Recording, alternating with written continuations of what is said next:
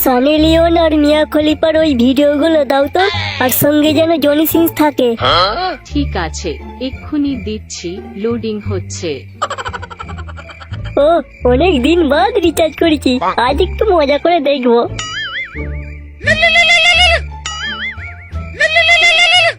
ধর, বালটাকে এখনই ফোন করতে হয়, শান্তিতে কিছু দেখতেও দেবে না।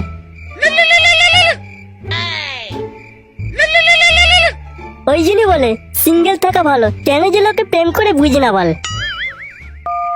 হ্যাঁ সোনা বলো, এই তোমাকেই ফোন করতে যাচ্ছিলাম। এই বাবা না আমাদের সম্পর্কটা মেনে নিয়েছে।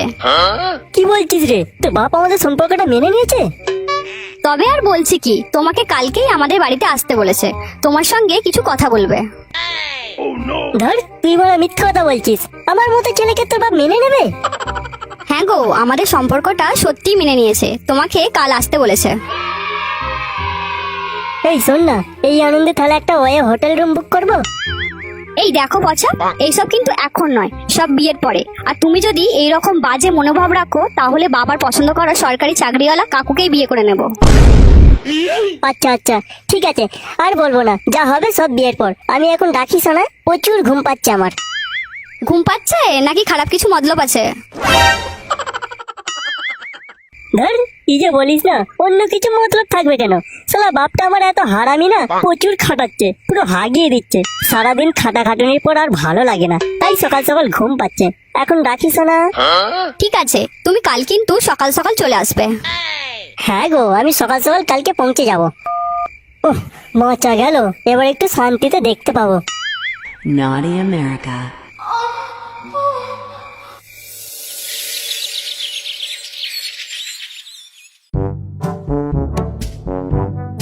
কিরে ভাই পচা, সকাল সকাল নতুন ড্রেস লাগিয়ে কোথায় বেরিয়েছিস?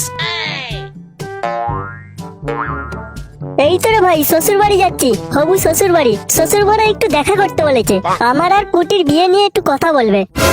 কি, পুটির বাপ তোদের সম্পর্কটা মেনে নিয়েছে? আরে হ্যাঁ রে, এই জন্যই তো আজকে দেখা করতে বলেছে। ভাই আমি বলছি শোন, তুই যাস নিস, ওর বাপ শালা এক নম্বরের হারামির গাছ। তোকে ঘরে ডেকেছে মানে কিছু তো একটা মতলব আছে। কি যে বলিস না তুই, মতলব থাকতে যাবে কেন? না রে ভাই, সত্যি বলছি, লোকটার শালা আমাদের পাড়ার মদনের বউয়ের সঙ্গে চক্কর আছে। একদিন তো শালা ধরা পড়তে পড়তে রয়ে গেছে, শালা পাটবাড়ির ভিতর দিয়ে ছুটেছিল, তাই আর কেউ ধরতে পারিনি। মদন বলতে তোদের পাড়ার যে সেই বাংলা বিক্রি করে তার বউ না? তবে আর বলছি কি, লোকটার বলা সব চরিত্র একদম ভালো নয়। যে পরের বউয়ের সঙ্গে চক্কর চালিয়ে বেড়ায়, সে তার মেয়েকে তোর সঙ্গে বিয়ে দেবে? তুই তো মানে কিছুই করিস না, একটা বেকার ছেলে, সারাদিন খালি পানু দেখিস।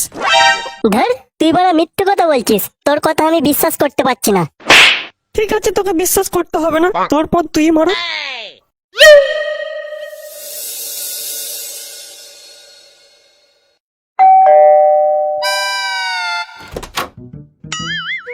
ও বাবা জীবন, তুমি ভিতরে আসো, ভিতরে আসো। ভালো আছেন কাকু? হ্যাঁ বাবা, আমি ভালো আছি। তা তোমাদের বাড়ির সব ভালো আছে তো? হ্যাঁ কাকু, সব ভালো আছে। তা কাকু, পুটিকে দেখতে পাচ্ছি না, কোথায় গেছে? ও পুটি উপরের ঘরে আছে। তা বাবা, তোমাকে একটা কথা জিজ্ঞাসা করবো, মানে তুমি কিছু মনে করবে না তো? আরে বলুন না, মনে করার কি আছে, ও আমি কিছু মনে করব না। তা বাবা, তুমি তুফান বিড়ি মানে ওই বিড়ি টিড়ি খাও তো? না না কাকু, আমি ওইসব বিড়ি টিড়ি খাই না, ওইসব আমি একদমই খাই না, মোটেও খাই না। আরে লজ্জা পাওয়ার কিছু নেই, তোমার মতো বয়সে আমি অনেক খেয়েছি। এই প্যাকেটটা রাখো, এটা শুধু তোমার জন্য এনেছি। এই কি করছেন কাকু? এই আমার আমার পকেটে দিয়ে দিচ্ছেন কেন? আরে রাখো রাখো, আমি জানি তুমি বিড়ি খাও, আমাকে তুমি নিজের বন্ধুর মতো ভাবতে পারো। তা বাবা, তুমি ড্রিঙ্ক করো তো, মানে ওই মদ টদ খাও তো নাকি? না না কাকু, আমি ওইসব ছাইপাস আমি মোটেও খাই না, ওইসব খাই নাকি? সে কি কথা, আমি তোমার জন্য বাজার থেকে একটা দামি বিদেশি মদ নিয়ে এলাম, এখন খাই না বললে চলবে? নাও এটা রাখো, ও তুমি বাড়িতে গিয়ে খেয়ে নেবে কোনো। তাহলে বাড়িতে নিয়ে যাও বলছেন? হ্যাঁ নিয়ে যাও, ওটা আমি শুধু তোমার জন্য এনেছি। কাকু, একটু পুটিকে ডেকে দিন না। হ্যাঁ ডাকছি। তা বাবা, তুমি এটাও রাখো, যতই হোক পুটি আমার মেয়ে, বাবা হিসেবে আমার একটা কর্তব্য আছে। Man force double XL condom. কাকু আমার মনোভাব এরকম নয় কাকু। আমি শুধু পুটিকে ভালোবাসি, আমার এইসব লাগবে না কাকু। আরে লাগবে লাগবে, রাখো তোমার কাছে। তোমার মতো বয়সে যখন তোমার কাকিমার সঙ্গে আমি প্রেম করতাম তখন খুব কাজে লেগেছিল আমার, অসুবিধা কিছু নেই। ছেলেটাকে মনে হয় আজকে আর আস্ত রাখবে না। তুই জেনে শুনে ওই ঢ্যামলা লোকটার ফাঁদে পা দিলি। ও শালা 1 নম্বরের হারামির গাছ। তোর যদি না গেঞ্জি পেঞ্জি ছেড়ে তোকে না ঘর পাঠায় তো আমার নামে কুত্তা পুষবি। তুমি এসে গেছো দেখছি। তোমরা দুজনে কথা বলো, আমি চা করে নিয়ে আসছে। তার আর কোনো দরকার নেই, তুই এইখানে দাঁড়া। মানে কেন, তোমরা চা খাবে না? চা খাওয়াবো এই বিড়ি খোরটাকে? বাবা তুমি কি বলছো? আমি কিছুই বুঝতে পারছি না। বলেছিলাম না তোকে এই ছেলে মোটেও সুবিধের নয়। কাকু আপনি কি বলছেন? আমি কিছুই বুঝতে পারছি না। তোমার বোঝার দরকার নাই, তুমি শুধু চুপচাপ দেখে যাও। বাড়িতে ঢোকার সময় বিড়ি টানতে টানতে ঢুকছে, তাহলে ভাব তুই কেমন ছেলেকে ভালোবেসেছিস। তোমার কথা আমি বিশ্বাস করি না বাবা। তুমি আমাদের সম্পর্কটা মেনে নেবে না বলে তুমি একটা অজুহাত বের করছো।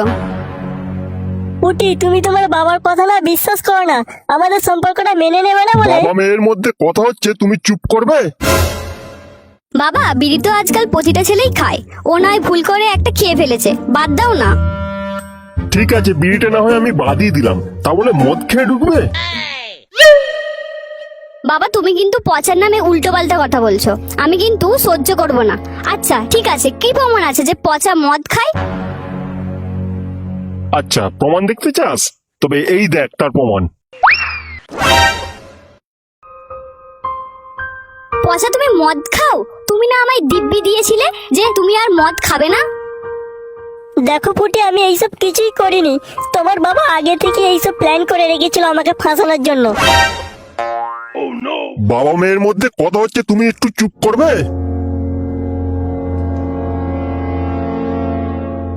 এবার তুই বল, এর পরেও আমি জেনে শুনে এর সঙ্গে তোর বিয়ে দিতে পারি?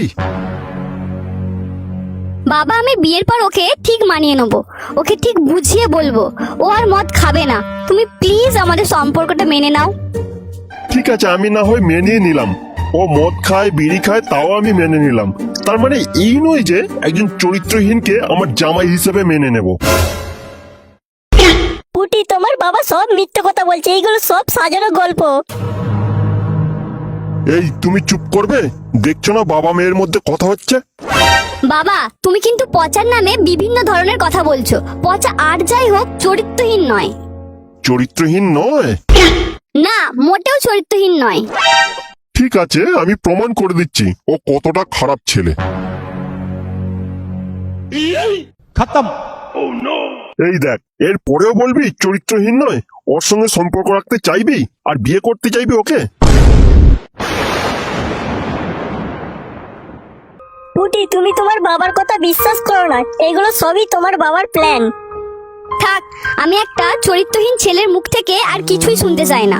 বাবা ঠিকই বলেছিল, গরিবের ছেলের সঙ্গে বড়লোকের মেয়ের কখনোই প্রেম ভালোবাসা হয় না। আমি বাবার দেখা ছেলেকেই বিয়ে করব। আজ থেকে তুমি আমার চোখে মৃত। I hate you, I hate you, I hate you পচা। এই কে আছিস, মালটাকে একটু ঘরের রাস্তা দেখিয়ে দে তো। ঠিক আছে কর্তা মশাই, আমরা এক্ষুনি ওকে জমের দুয়ারে পাঠিয়ে দিচ্ছি।